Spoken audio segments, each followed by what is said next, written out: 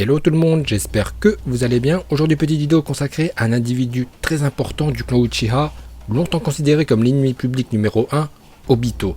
Mais nous allons nous intéresser à une facette très précise du profil d'Obito, sa psychologie. Obito est un personnage qui a énormément souffert dans sa vie, d'où son état très dépressif. Je vais tout vous expliquer dans les moindres détails sur la psychologie assez chaotique de Obito. Pourquoi est-il devenu méchant? Je vous explique tout. Uchiha Obito, c'est un peu le Naruto de l'époque. Il n'a pas connu ses parents et son rêve était de devenir Hokage. Plus jeune, Obito était un garçon profondément bon.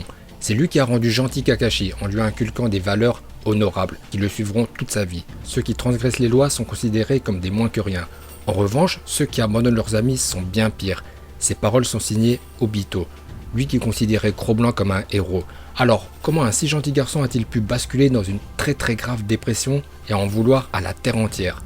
Pour répondre à cette question, il nous faut écouter et comprendre les paroles de Nidaime qui connaît très bien les Uchiha. Dans l'épisode 366 de Naruto Shippuden ou le tome 65, Tobirama nous révèle la vraie nature du clan Uchiha, un clan possédé par le démon. Pour les Senju, une valeur telle que la compassion prime sur tout. En revanche, pour les Uchiha, seule la puissance compte. Ça, c'est la version officielle. La réalité est tout autre. Les Uchiha ont les sentiments à fleur de peau. Lorsqu'un Uchiha éprouve l'amour, il est pris d'une passion intense. Par contre, s'il vient à perdre cet amour, il vient à changer du tout au tout, à savoir sombrer dans la dépression et haïr le monde entier. Rares sont les Uchiha qui ont une totale maîtrise de leurs émotions. Seuls Itachi, Shisui ou son père Kagami, fidèle disciple de Tobirama, ont su passer outre les vieilles rancœurs claniques et se dévouer corps et âme à la sauvegarde de Konoha. Ce sont les seules exceptions. Obito ne déroge pas à cette règle. C'est un Uchiha qui a éprouvé l'amour et lorsqu'il a perdu, il a sombré dans une très grave dépression.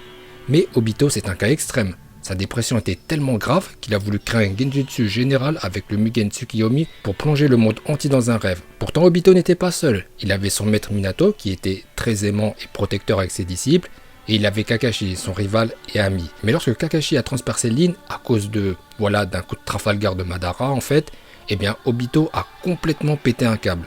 Il est devenu ouf sur le coup. Après l'éveil brutal du Mangekyo Sharingan, Kakashi s'est endormi et Obito s'est déchaîné et a fait couler un bain de sang. Faisant preuve d'une violence inouïe, Obito n'a laissé aucun survivant à part Kakashi. La douleur de la perte de Lin l'a transformé et a fait de lui un monstre. Désormais privé de celle qu'il aimait, la vie n'en est plus une. C'est ici-bas que se trouve l'enfer.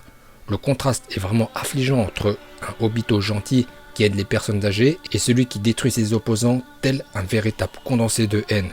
Avant de partir pour aider Lin et Kakashi, Obito dira à Madara « Écoute vieil homme, on se reverra probablement plus.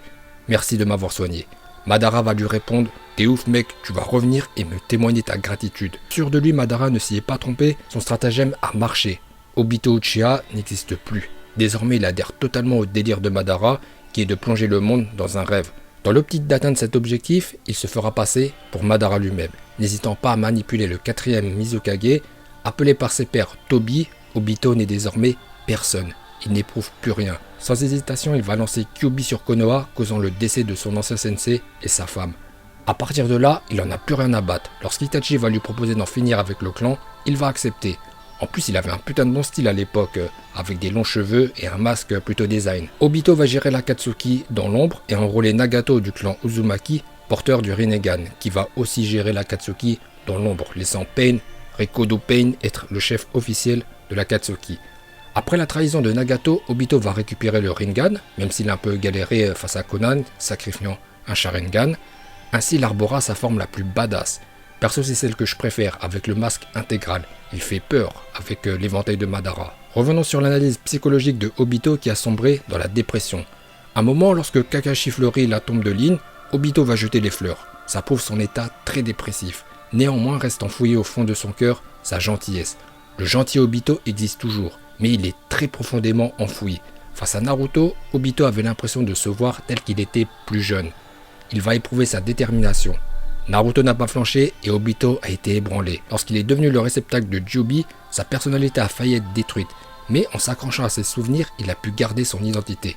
Tobi n'est pas personne, il s'appelle Obito, disciple de Minato, ami de Kakashi, membre du clan Uchiha et ninja de Konoha. Lorsque lui seront arrachés les bijou, Naruto et Minato ont pu accéder à ses souvenirs les plus profonds. Le Obito bon et serviable existe toujours. Naruto va faire la morale à Obito dans une des scènes les plus touchantes du manga. il va lui prendre la main de force et le sortir de la dépression. Voilà, maintenant vous savez tout, comment Obito est devenu dépressif et comment il est sorti de la dépression. Obito est pour moi le personnage le plus controversé de Naruto.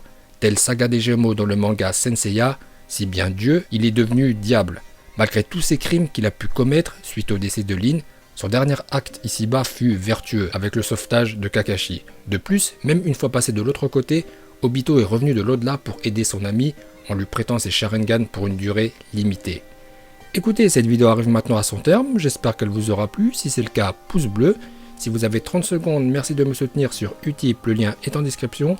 Portez-vous bien et je vous dis à bientôt.